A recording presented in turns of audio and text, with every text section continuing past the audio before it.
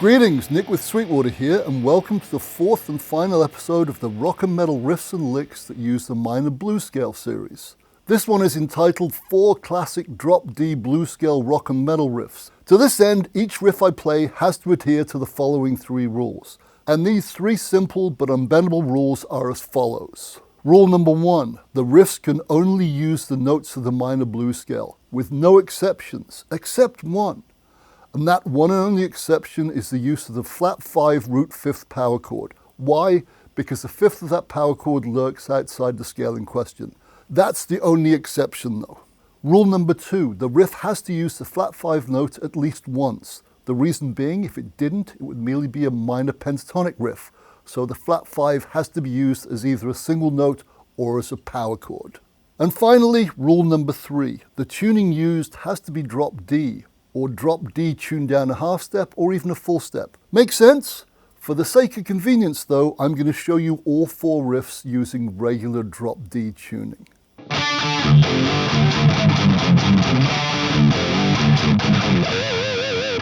Now, as I know you know, drop D tuning merely means that you drop the tuning of the low E string down a whole step to D, hence the name drop D. The tuning of the other 5 strings remain regular, namely A, D, G, B, and E. This means that drop D tuning goes D, A, D, G, B, and D from low to high. Here's what the D minor blues scale sounds like going up the low string, which is, remember, tuned to D.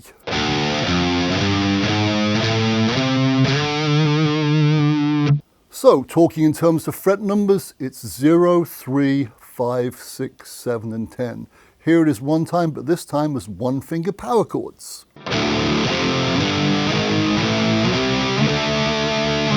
Funnily enough, the 4 riffs I've chosen only use 4 notes or power chords or less, and said notes are all culled from the first 4 notes of the scale, namely these ones here.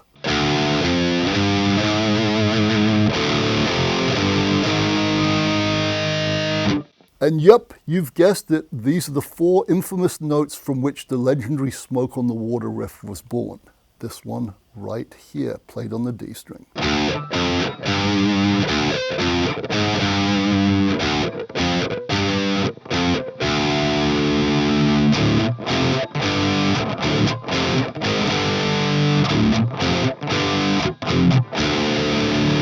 Those 4 notes are, of course, the root, which is the open string, the minor 3rd at the 3rd fret, the so-called perfect 4th, which is the 5th fret, and of course the pivotal and ominous sounding minor blues note, the flat 5 at the 6th fret. Now, because of these fret numbers, this quartet of notes or power chords is often referred to as simply 0, 3, 5, 6. Now, as I know you know, the legendary riff I've just referred to is of course played in the key of G minor using inverted power chords, but you get the picture. I mean, if I played those inverted power chords on the D and G strings like this,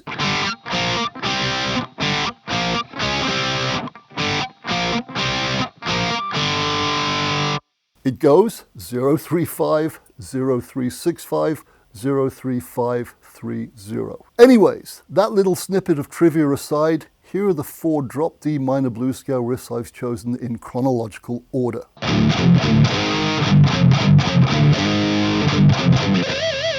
Riff 1 is of course the instantly recognizable main guitar hook in Ozzy Osbourne's massive hit No More Tears. Released in 1991, this classic riff was crafted and performed by the one and only Zakk Wylde. Here it is again.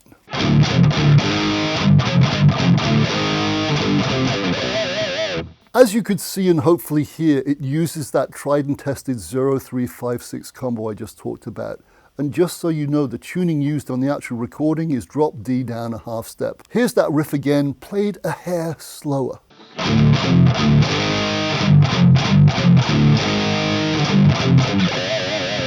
The final single note squeal plus the 2 flat 5 power chords aside, this timeless riff is 100% palm muted power chords played on the 2 lowest strings. And it goes as follows: 0, 3, 0, then 6, 5, 3, 5, 3, And when you go to the flat 5 power chord on the 6th fret, by the way, you slide into it from the 5th fret like this. A lot of transcriptions miss that slide, but if you watch Zach play it, he does the slide. Then to finish it off, you play this. Namely power chords at 0, 6, 5, 3, 5, then finishing with one of Zach's trademark pick squeals at the 3rd fret on a low string. Perfect. And don't forget to slide into that unmuted flat 5 power chord, just like Father Zach does. Riff number 2 is from Marilyn Manson's still popular 1996 hit, The Beautiful People. This dark yet catchy riff uses only 3 power chords, open D5, F5 and A flat, namely the root, minor 3rd and flat 5th. Here it is.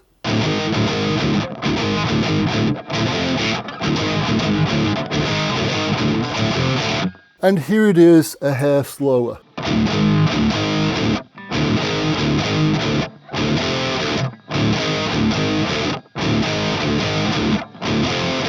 As you can see, it goes 0, 6, 0, 6 twice, like this. And again. Then after the second time, it goes 0, 3, 0. And that's it. Put them together and you've got this beautifully simple but effective 3-chord riff.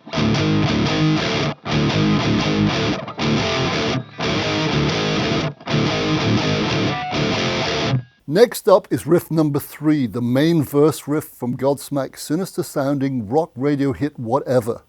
This song was the first single from the band's self-titled debut album, which hit the streets in 1998.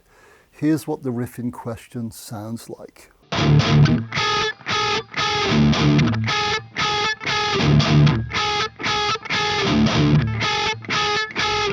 As you can see and hear, it bounces between palm-muted open string D5 power chords and a haunting pair of notes played simultaneously on the G and B strings, just like this.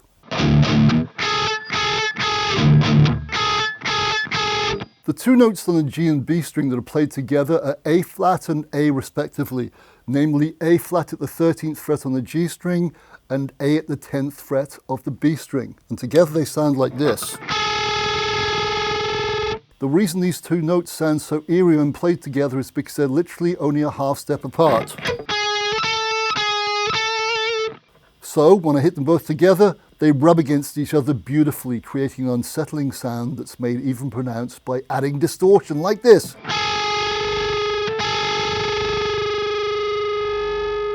Bands like Korn use intervals like this to great effect.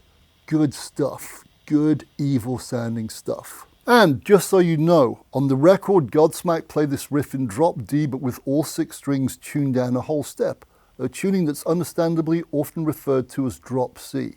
And this means from low to high, said tuning goes as follows: C, G, C, F, A, D. My final minor blues scale drop D riff, riff number 4, was unleashed in 2010 by Avenged Sevenfold. It's the main verse riff from the title track of their Nightmare album, and boy is it a doozy. Here is how it goes.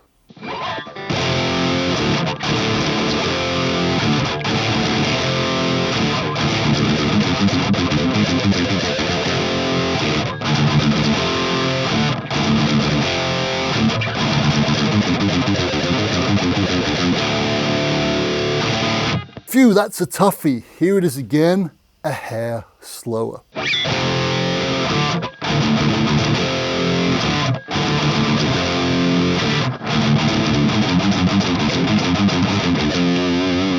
This riff basically consists of 2 parts, the first one being this pattern right here. It starts with a single finger F power chord played at the 3rd fret on the 2 lower strings and given a slight blues bend before changing to the open D5 power chord, also played on the 2 lower strings, just like this. Having done this, you then palm mute the open D5 power chord and play it 6 times using alternate picking like this. Now, some transcriptions show these 6 palm-muted 16th notes played on just the low E string like this. To my ears, though, it's definitely a palm-muted power chord, namely like this. As always, let your own ears decide which one you think is right. That said, the excellent Nick Nocturnal also plays palm-muted power chords like I do, so I think I'm in pretty good company. With the 2 chords added at the start, you now have this. We're going to call this pattern 1, and said pattern 1 is repeated 3 times, just like this.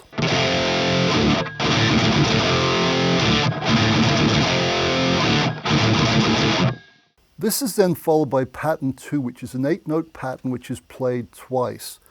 Here is the 8-note pattern played slowly, just so you can get used to it. As you just heard, pattern 2 is an 8-note palm-muted pattern played purely on a low string, and like I said, it's repeated twice.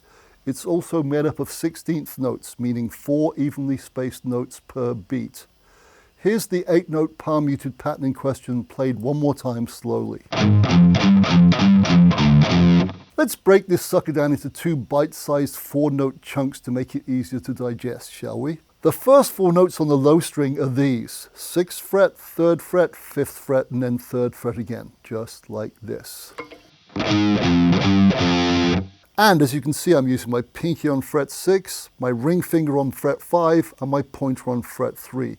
Here it is one more time, and also notice I'm using alternate picking, down, up, and so on. And don't forget to palm mute, here it is.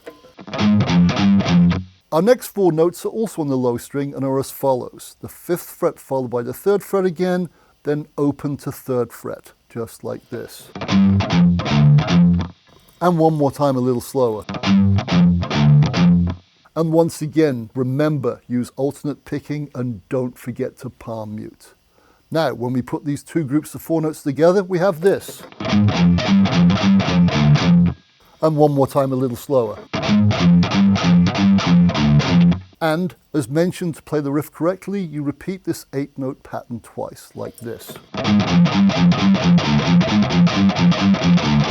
Thus, if you then play pattern 1 3 times followed by pattern 2 played twice, you have the Nightmare riff. Here it is, slowly.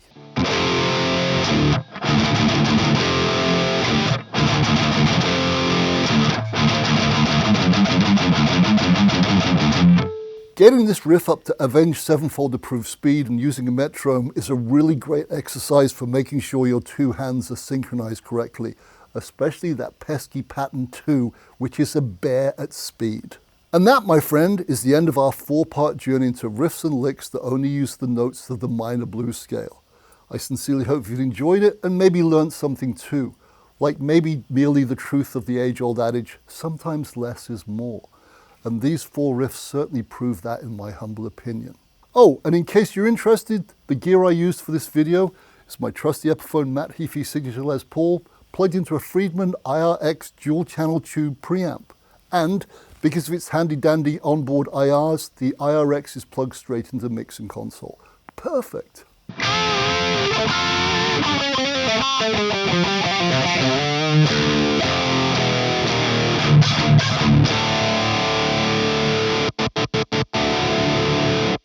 And, as luck would happen to have it, this final episode serves as a neat segue into our next series, which will dive deeper into the art of drop D tuning. Stay tuned for that one. Now, to wrap this one up, I'm going to sign off by playing one of my all-time favorite drop D minor blues scale riffs. It was written and recorded by one of the most underrated riff writers and riff masters out there, Tommy Victor of Prong. That man's right-hand speed, accuracy, and aggression are world-class in my humble opinion, and his compositions are always crushing. The riff I've chosen is from the 1993 Prong classic Whose Fist Is This Anyway?, which happens to be yet another 6-5-3-0 gem. And as Tommy performs in drop C, that's exactly what I'm going to do. And I'm going to do so by switching to my trusty ESP LTD James Hetfield Signature Snakebite via Digital Magic. Change done. I'm out of here. See ya!